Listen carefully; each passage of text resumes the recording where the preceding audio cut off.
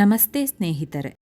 ಆದಿತ್ಯ ಹೃದಯಂ ಸ್ತೋತ್ರವು ಸೂರ್ಯದೇವರನ್ನು ಸ್ತುತಿಸುವ ಸ್ತೋತ್ರವಾಗಿದ್ದು 31 ಶ್ಲೋಕಗಳನ್ನು ಒಳಗೊಂಡಿದೆ. ರಥಸಪ್ತಮಿಯಂದು ಬೆಳಗ್ಗೆ ಆದಿತ್ಯ ಹೃದಯಂ ಸ್ತೋತ್ರವನ್ನು ಪಠಿಸುವುದರಿಂದ ಅಥವಾ ಪದೇ ಪದೇ ಕೇಳುವುದರಿಂದ ನೀವು ಪೂರ್ಣಗೊಳಿಸಲು ಬಯಸುವ ಯಾವುದೇ ಕೆಲಸವನ್ನು ಸಾಧಿಸಲು ಶಕ್ತಿ, ಉತ್ಸಾಹ ಮತ್ತು ಇಚ್ಛಾಶಕ್ತಿಯನ್ನು ಪಡೆಯಬಹುದು. ಆದಿತ್ಯ ಹೃದಯಂ ಮಂತ್ರ. ಆದಿತ್ಯಹೃದಯಂ ಪುಣ್ಯಂ ಸರ್ವಶತ್ರುವಿನಾಶನಂ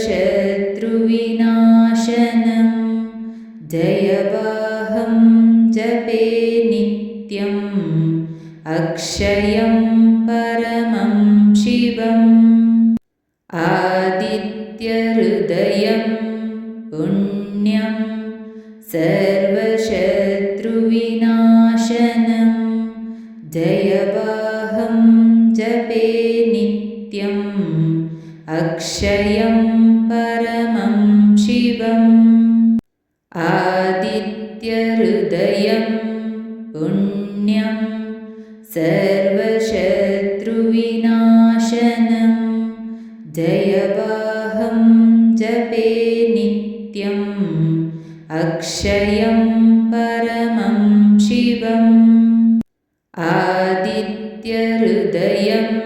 ಪುಣ್ಯಂ ಸರ್ವಶತ್ರುವಿನಾಶನಂ ಜಯವಾಹಂ ಜಪೇ ನಿತ್ಯಂ ಅಕ್ಷಯಂ ಪರಮಂ ಶಿವಂ.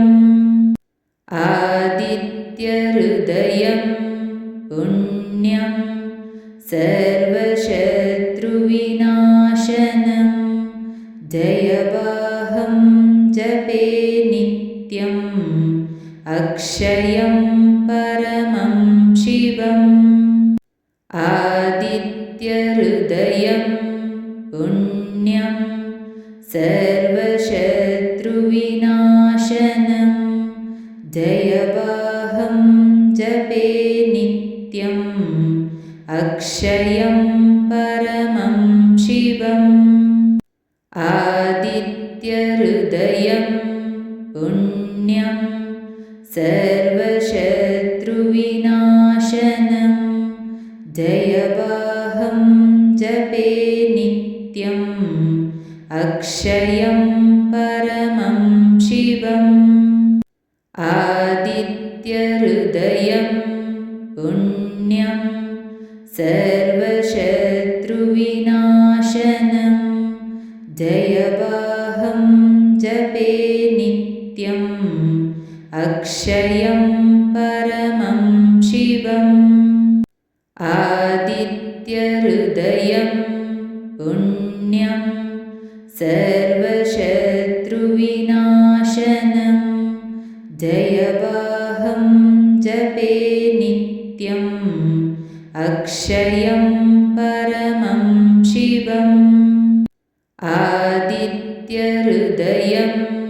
ಪುಣ್ಯಂ ಸರ್ವಶತ್ರುವಿನಾಶನಂ ಜಯವಾಹಂ ಜಪೇ ನಿತ್ಯಂ ಅಕ್ಷಯಂ ಪರಮಂ ಶಿವಂ. ಆದಿತ್ಯಹೃದಯಂ ಪುಣ್ಯಂ ಸರ್ವಶತ್ರುವಿನಾಶನಂ ಜಯವಾಹಂ ಜಪೇ ನಿತ್ಯಂ ಅಕ್ಷಯಂ ಪರಮಂ ಶಿವಂ. ಆದಿತ್ಯಹೃದಯಂ ಪುಣ್ಯಂ ಸರ್ವಶತ್ರುವಿನಾಶನಂ ಜಯವಾಹಂ ಜಪೇ ನಿತ್ಯಂ ಅಕ್ಷಯಂ ಪರಮಂ ಶಿವಂ. ಆದಿತ್ಯಹೃದಯಂ ಪುಣ್ಯಂ ಸರ್ವಶತ್ರುವಿನಾಶನಂ ಜಯವಾಹಂ ಜಪೇ ನಿತ್ಯಂ ಅಕ್ಷಯಂ ಪರಮಂ ಶಿವಂ. ಆದಿತ್ಯಹೃದಯಂ ಪುಣ್ಯಂ ಸರ್ವಶತ್ರುವಿನಾಶನಂ ಜಯವಾಹಂ अक्षयं परमं शिवम् आदित्यहृदयं पुण्यं सर्वशत्रुविनाशनं जयवाहं जपे नित्यम् अक्षयं परमं शिवम् आदित्यहृदयं पुण्यं सर्वशत्रुविनाशनं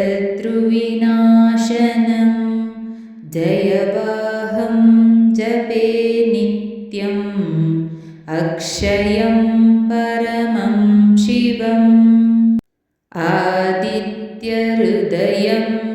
पुण्यं सर्वशत्रुविनाशनं जयवाहं जपे नित्यम् अक्षयं परमं शिवम् आदित्यहृदयं पुण्यं सर्वशत्रुविनाशनं जयवाहं जपे नित्यम् अक्षयं परमं शिवम्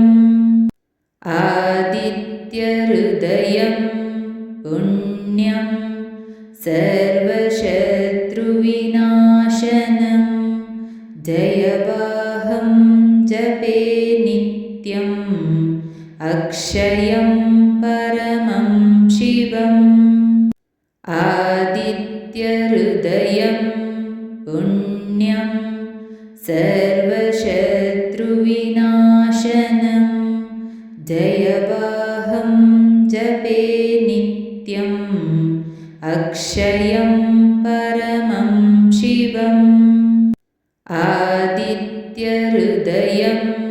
पुण्यं सर्वशत्रुविनाशनं जयवाहं जपे नित्यम् अक्षयं परमं शिवम् आदित्यहृदयं पुण्यं सर्वशत्रुविनाशनं जयवाहं जपे नित्यम् अक्षयं परमं शिवम् आदित्यहृदयं पुण्यं सर्वशत्रुविनाशनं जयवाहं जपे नित्यम् अक्षयं परमं ಶಿವಂ. ಸ್ನೇಹಿತರೆ, ಈ ವಿಡಿಯೋ ಇಷ್ಟವಾದಲ್ಲಿ ಲೈಕ್, ಶೇರ್ ಆ್ಯಂಡ್ ಕಾಮೆಂಟ್ ಮಾಡಿ. ಮುಂದಿನ ವಿಡಿಯೋಸ್ಗಳಿಗಾಗಿ ಚಾನಲ್ ಅನ್ನು ಸಬ್ಸ್ಕ್ರೈಬ್ ಮಾಡಿ. ಧನ್ಯವಾದಗಳು.